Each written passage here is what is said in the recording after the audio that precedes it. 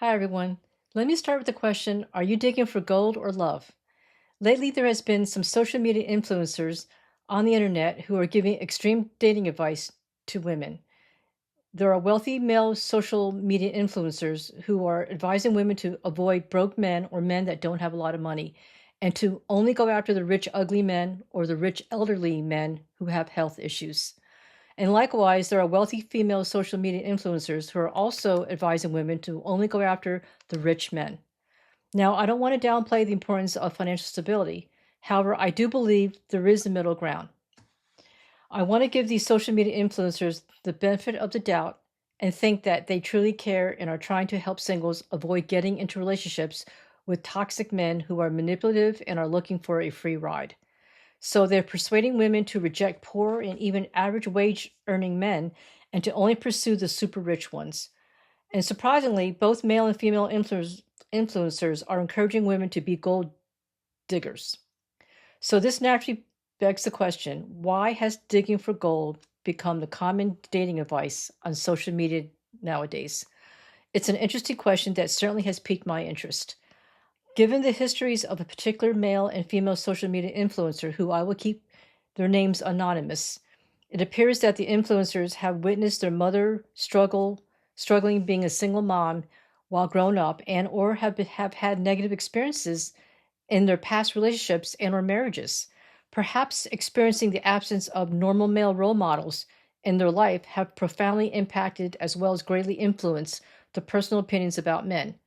And as such, lacking objectivity, they have developed a biased view of men and shifted all the blame of failed relationships onto them. They adopted the narrative that men's main role in relationships is to generate wealth and provide financial support to their female partners. Playing the victim by villainizing men becomes the easy way out, rather than taking a step back, seeking counseling, healing, and learning self-love. Pointing the blame at others, holding on to anger and resentment, serves to feed their own egos and feels more comfortable than having to look into the mirror and face their own issues. Skirting the issues and assigning blame becomes the easy way out. Looking into the mirror would mean serious introspection and doing the inner work to face their own fears and go through the painful grieving process to heal and find self-love. Could it be that people have made poor or misguided decisions that led to unfavorable consequences? If people keep making the same mistakes repeatedly by choosing poorly and attracting toxic people that lead to destructive and toxic relationships, then is it right to conclude that all broke or average wage earning men are all losers and only the wealthy ones are worth pursuing? This extreme conclusion is irrational and too much of an overgeneralization because it completely dismisses all the decent, good men who may be average wage earners, as well as all the wealthy men who are all losers. This Let me just say this again. This extreme conclusion is irrational and too much of an overgeneralization because it completely dismisses all the decent, good men who may be average wage earners, as well as all the wealthy men who are losers. Right? If we're going to cover some of the extreme scenarios, then it's only fair to disclose all the extreme scenarios. We need to recognize and acknowledge that the character of people has very little to do with their status, money, education, or whether they are male or female. So I found it interesting that these social influencers are advocating that only the wealthy singles are worth pursuing. Can we be honest here and try to open our minds to the truth that perhaps there is a gray area, a middle ground, and a happy medium? Well, today I would like to discuss why I believe there is a middle ground and what most men and women want from their partners. Contrary to some of the radical dating advice out there on the internet right now, I would like to advocate a more balanced and realistic approach to dating. My dating advice is for people to focus on digging for love instead of digging for gold. Digging for love is searching for real love by looking for the richness in one's heart instead of the richness in one's wallet. Let me say this again. My dating advice is for people to focus on digging for love instead of digging for gold. Digging for love is searching for real love by looking for the richness in one's heart instead of the richness in one's wallet. You may be wondering, what do I mean by richness in one's heart? I'm referring to the love within one's heart. Real love has everything to do with love and nothing to do with money. It doesn't matter if you're a man or woman. The truth is, most people want to be loved for who they are. Relationships based solely on money tend to be superficial and shallow. For a woman digging for gold, she understands she's willing to be the arm candy or trophy wife in exchange for money and to be taken care of by the sugar daddy. Likewise, the men digging for gold agree to serve the sugar mama and meet all her emotional and physical needs in exchange for money and be taken care of by the sugar mama. In general, sugar mamas and daddies are looking for the same things from their partners. Both are seeking companionship, transactional relationships, physical attraction to younger partners, mentorship, financial stability, social status, and a wealthy lifestyle.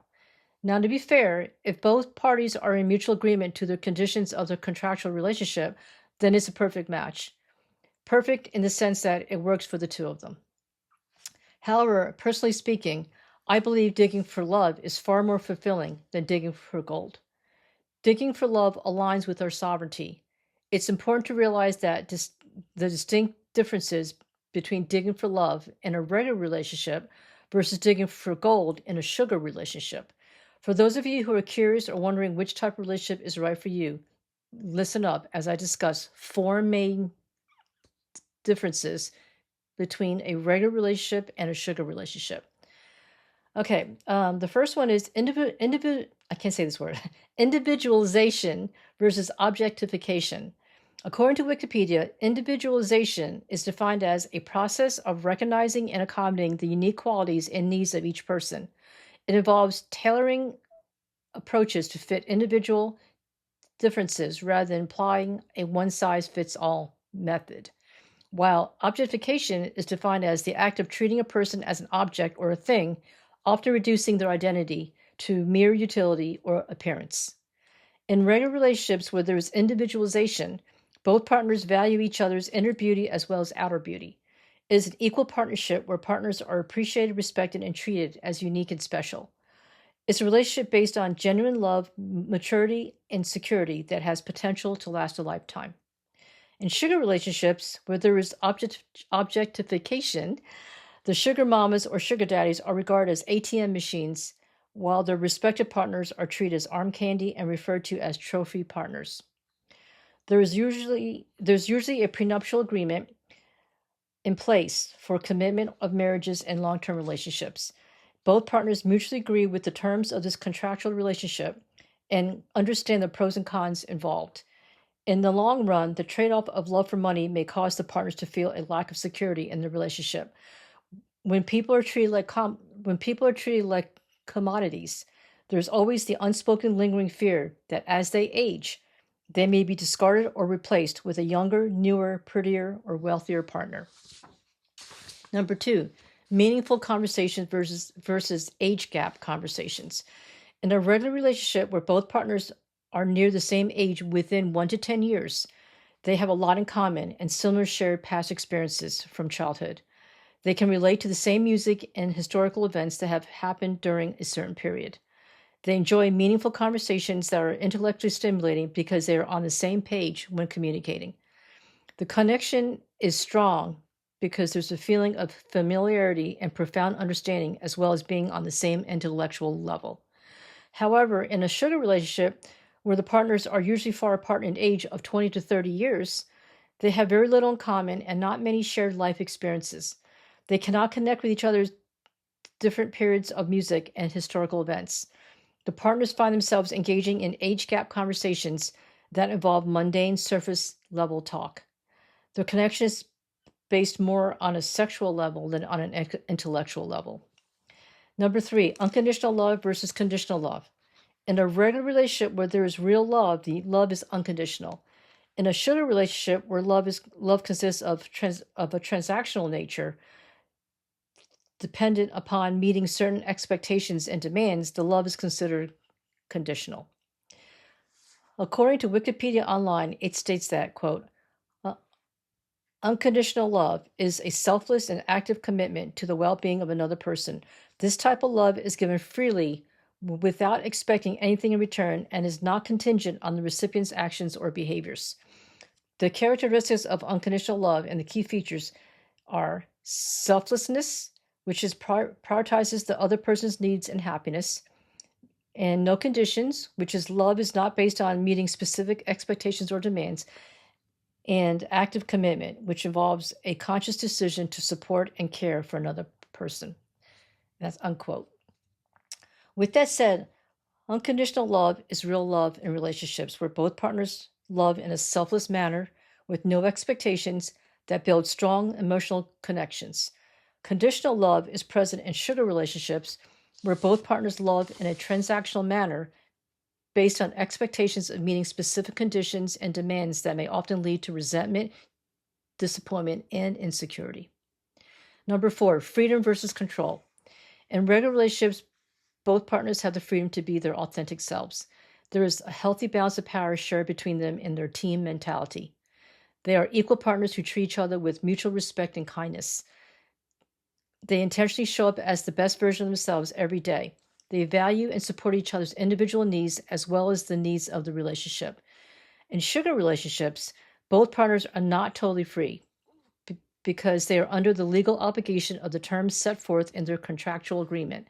Due to contractual nature of this type of relationship, there is an imbalance of power that commonly exists where the partner with the money has authority and control over their other partner.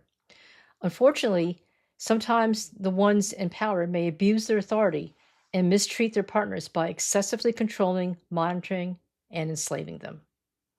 Contrary to the current radical dating advice out on social media, I believe digging for love is better than digging for gold. I disagree with the radical dating advice to pursue only wealthy people.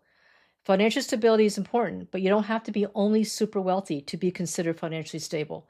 People who are debt-free can support themselves with average to above average incomes are also considered financially stable. Furthermore, two people with average incomes can pool their resources and build their future and wealth together for a financially stable life and retirement. In summary, money may provide financial stability, but it will not buy true love or true happiness. When it comes to fulfilling relationships, there is more to real love than just financial stability alone. As discussed today, please keep in mind the 4 major differences between digging for love and regular relationships versus digging for gold and sugar relationships. As I mentioned earlier, my dating advice is for people to focus on digging for love instead of digging for gold. Digging for love is searching for real love by looking for the richness in one's heart instead of the richness in one's wallet. If you want to find real love in a lifetime partner, then search for someone who has a heart of gold. Someone with a heart of gold will have a heart full of real love. So I will conclude today's conversation with today's starting question. Are you digging for gold or love? The choice is yours. May you choose wisely. Okay, folks. I hope this has been enlightening and helpful to all of you. And for those of you who were not sure which kind of relationship you think you're interested in, I hope this has answered a lot of your questions. If you like this video, please click like and click share. If you have any comments or questions, please put them below. I will definitely read them and respond back. And if you haven't already, please subscribe to my channel so that you can be posted on all my upcoming future videos. Okay? Thank you all for watching, and I will see you again soon.